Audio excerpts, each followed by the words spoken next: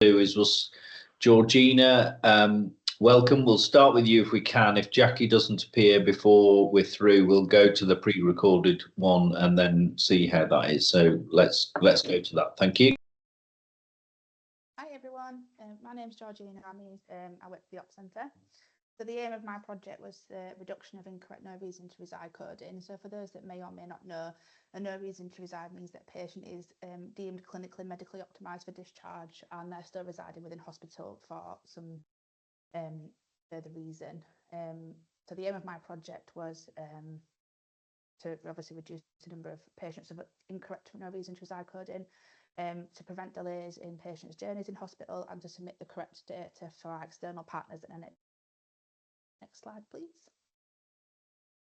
The problem and challenge. So as an Ops Centre, we validate a set of data for the Midnight Snapshot report, which daily we've seen an increase in the number of patients we were changing the codes for on PPM.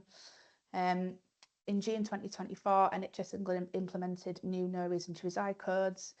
There was inconsistencies noted within updating the coding process across all CSUs, and if the data is not validated and we don't change that to correct code, the incorrect data is submitted to existing partners in NHS England.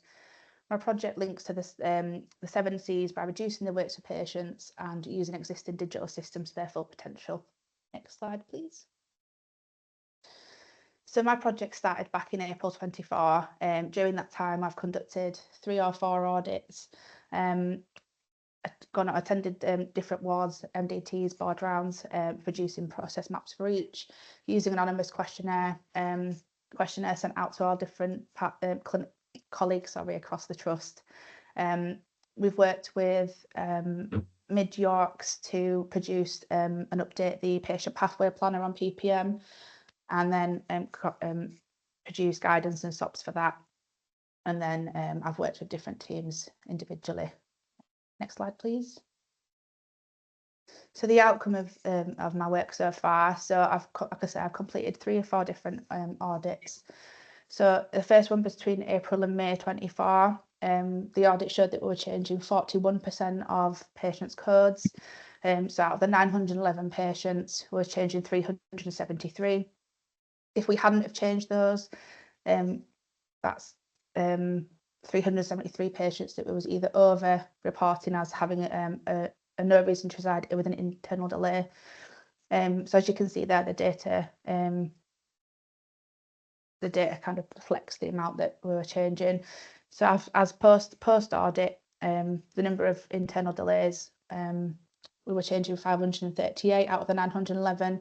External delays to 240 patients. So those, for example, if we hadn't have changed those 240 patients, those patients might have been missed by the external partners. So for our care providers within the community, for example, 115 of those patients actually had a reason to reside and weren't updated correctly on PPM, and 18 of those patients had actually physically left LTHT but were still on the system as I hadn't been discharged via PAS. A second audit between October and December 24, we saw an increase in the number of patients that we were changing the codes for, so 60%. We kind of expected this due to the implementation of the new coding. Unfortunately, with the training that we provided, it didn't reach everybody, and we were aware of that. Again, alongside winter pressures, the acuity of the wards, having time constraints, etc., staffing issues, we knew that might not be right all the time. But again, we still saw a significant number being changed. January to February, again, we completed a 3rd audit of a 58% of those changed. Again, there's 571 out of those 944 patients actually had a no reason to reside with an internal delay, and 224 of those patients were being missed and not being put on the correct pathway for discharge. Again, those 224 patients could have been missed by social services. For example, 124 of those patients actually had a reason to reside, and 39 of those patients hadn't been discharged using the correct systems. So following those audits, I then looked at the data at a deeper level and found that the top 4 CSUs with the most changes made, and then further delving into the data showed that there's the top 2 or 3 wards that had the most inconsistencies. So I went and visited those wards and worked with the teams there. The anonymous questionnaire results that I asked for in June and September 24, so that's pre and post the NHS England code changes. In June 24, 66% of participants hadn't received any formal training.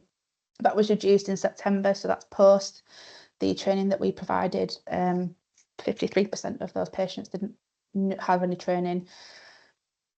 In June, 31% of those participants didn't understand the reason to reside or no reason to reside criteria.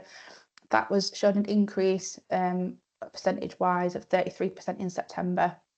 But just to add, there was an extra 25 codes, I believe, added to the no reason to reside code, and so it is quite complex. And then 38% in June didn't understand or didn't know who updated, the no reason to reside codes, and that was reduced significantly up to 16%. So it just kind of shows that the numbers, some of the impact of the work that we've done with the wards. The Gemba walks that I went on confirmed the suspicion that there's varied processes and responsibilities surrounding who updates the no reason to codes and when within each CSU.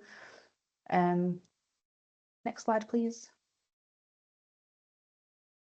So what went well? So the use of the LIM tools that I've learned on the course, the continuous learning and improvement, the fact that I didn't give up and recalibrated my approach and repeated the PDSA cycles each time. The first audit that I've produced helped shape how I approached the new coding. So when NHS England implemented the new codes, it helped me understand how to clarify and make the process simpler on the patient pathway planner on PPM. The flexibility of my approach to working with the different teams. So I've worked with all the way from ward clerks all the way up to doctors, and in this project. So it's been able to be flexible in approaching and how you approach those colleagues. We created standard operating procedures, which was disseminated and linked. It's also linked on the intranet. And then the anonymous surveys and the Gemba walks, which included the colleagues across the trust, helped shape the teaching going forward. Next, please.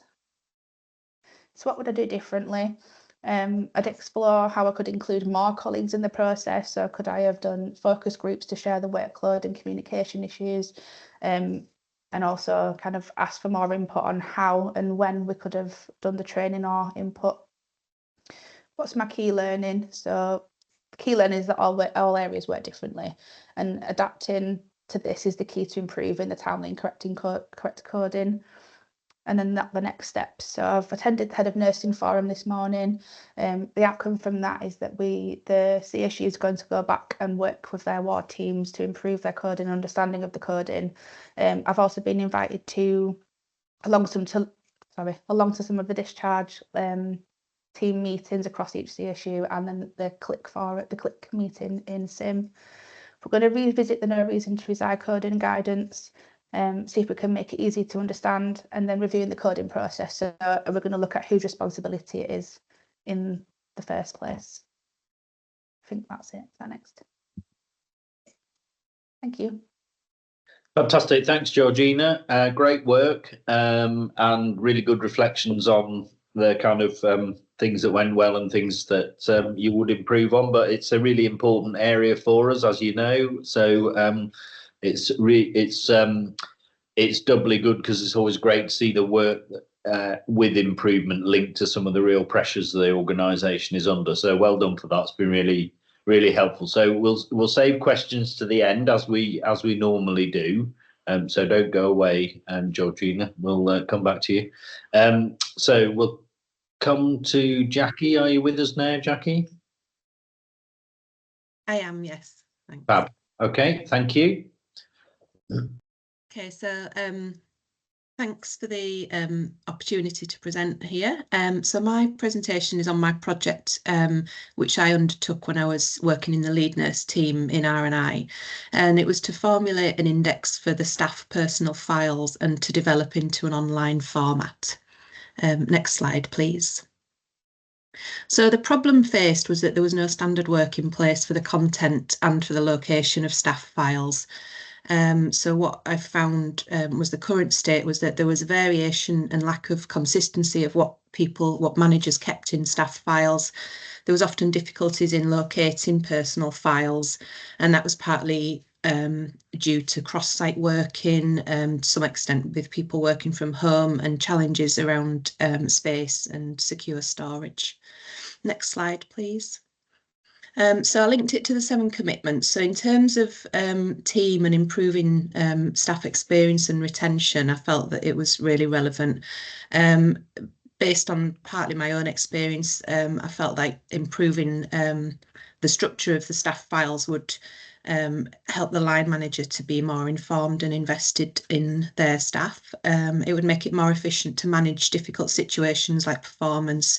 It would improve knowledge of staff background before they came to that particular role and maximise the future potential.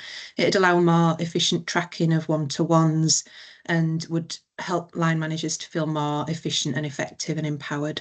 I linked it to the commitment to digital resources by reducing paper records, and also similarly in delivering the financial plan because of a reduction in printing and physical resources, and also sustainability for the same reasons. Next slide, please. So the actions I initially took was an initial discussion within the CSU lead nurse team and the head of nursing for R&I. So on discussion, all the team were enthusiastic and felt like it was a valuable initiative. The head of nursing was also really supportive, but she did feel that the online approach might be challenging, which I hadn't really been prepared for. So I initially approached HR to check if there was any minimum set of information required within the staff personal files. And they said there wasn't in terms of like an index, but anything really related to that staff employment can be placed in the file. So the LIM tools that I used were swim lanes, process flow mapping, and Tim Woods. Next slide, please. So what went well? Well, to start off with, and what didn't go so well, the lack of standard process made it difficult to apply some of the tools effectively. So particularly with swim lanes, because of the different areas in which the process can take place. So it could be any team leader's office or drawer. So that made sort of mapping out the swim lane process really challenging because of the variation. And similarly with the process flow mapping, identifying the high level steps was difficult due to varied practices and different locations.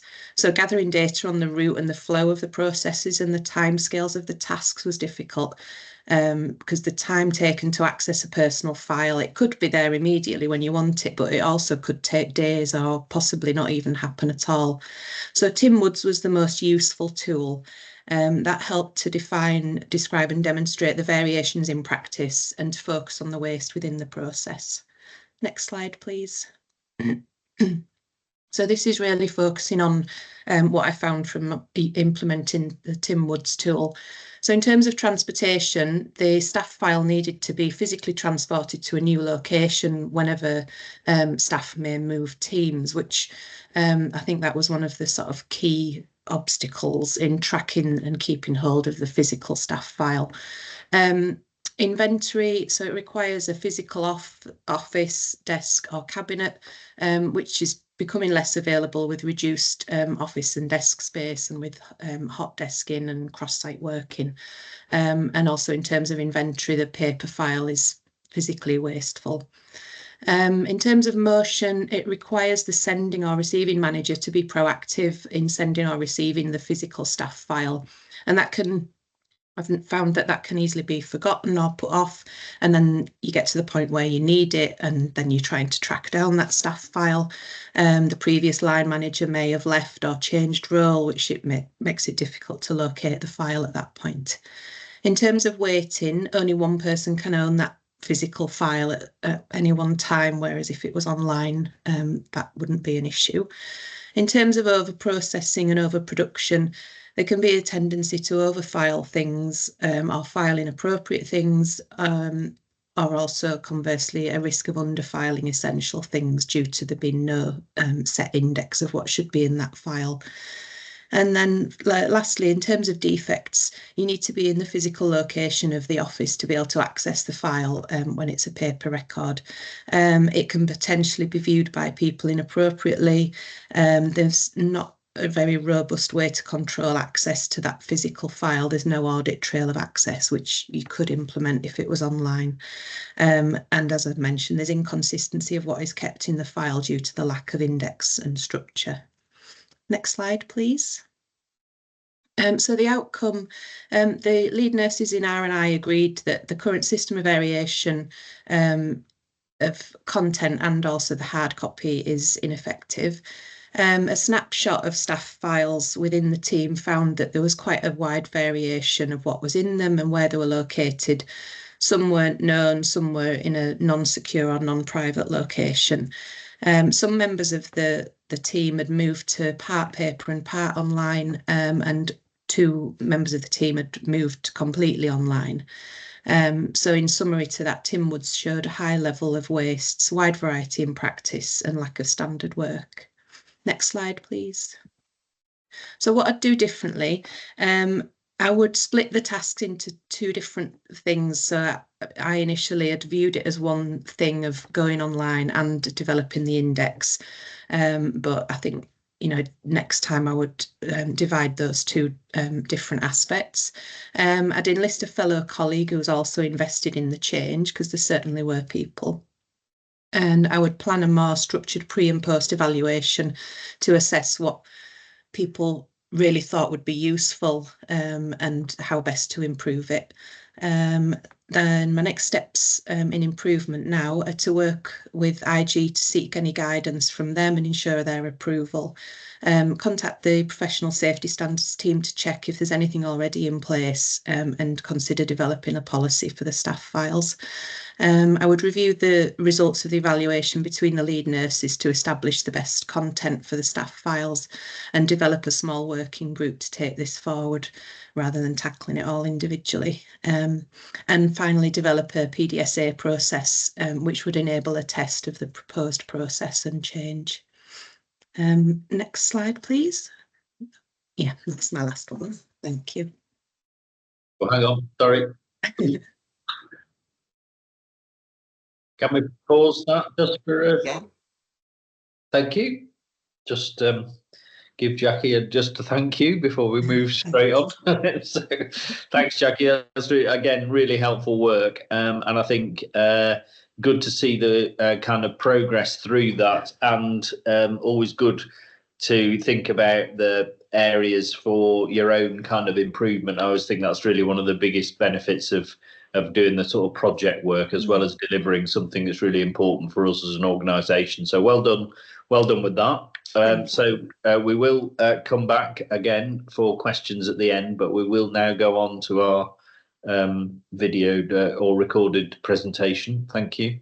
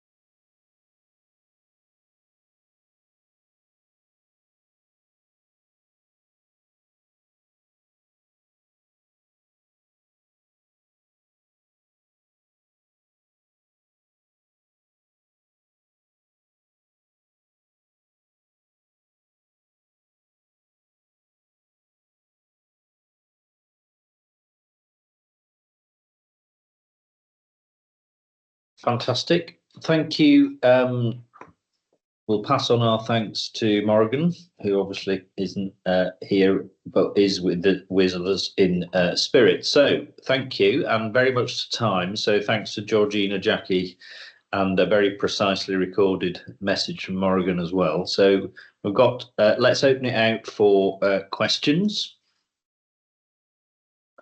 comments from anybody. If I can start, actually, I'm just one, Georgina, do you think there's anything we can think about our coding across the rest of the organisation that you've learned from the work that you were doing? Do you think it's kind of revealed stuff that would help us elsewhere? Is that a question you've thought about?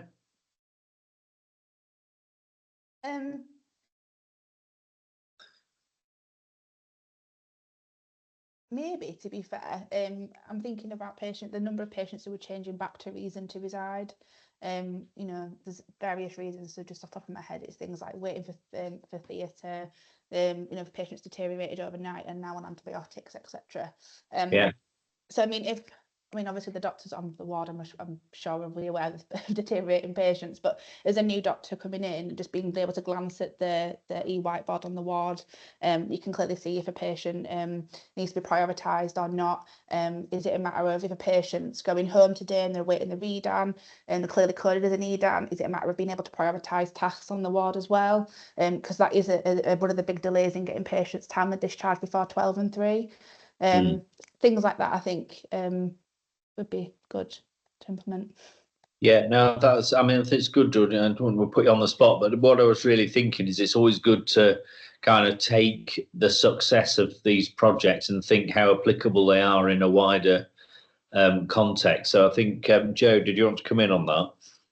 Yeah, I was just wondering, as Georgina was speaking, I just wondered if we could link it through, if we're talking about the whiteboard and the multidisciplinary team being cited on what priority order we need to do it, whether we look at and tie in with the Making Everyday Counts work. So I'm just wondering if we, because that's pan-organisation, so if we link some of this work through there. I'll speak to Lorna, or Georgina, you could speak to Lorna about that. I think that might be a really useful sort of reflection and step forward. If you were comfortable with that, Georgina, happy to support that. Yeah, of course.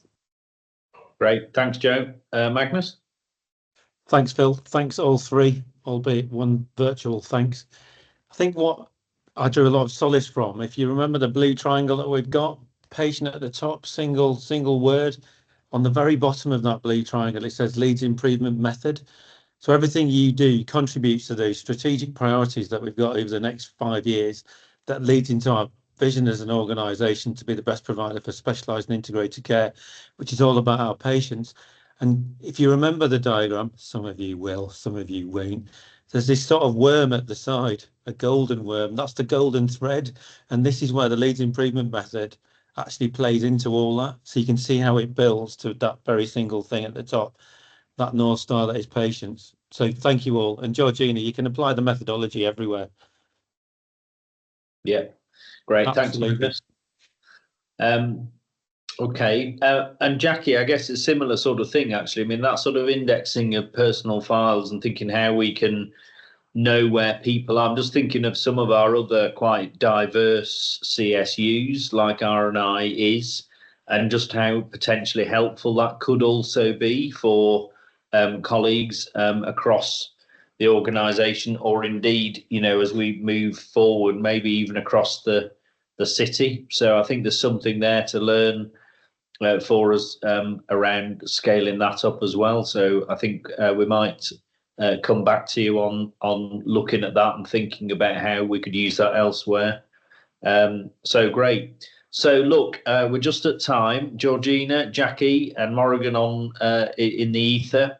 Thank you very much. Great presentations. Thanks everybody for joining. Well done on the work, and you know, I hope you will take your learning forward back into your day work and would share with your colleagues, because that's a really important part of the ethos of the Leeds Improvement Method.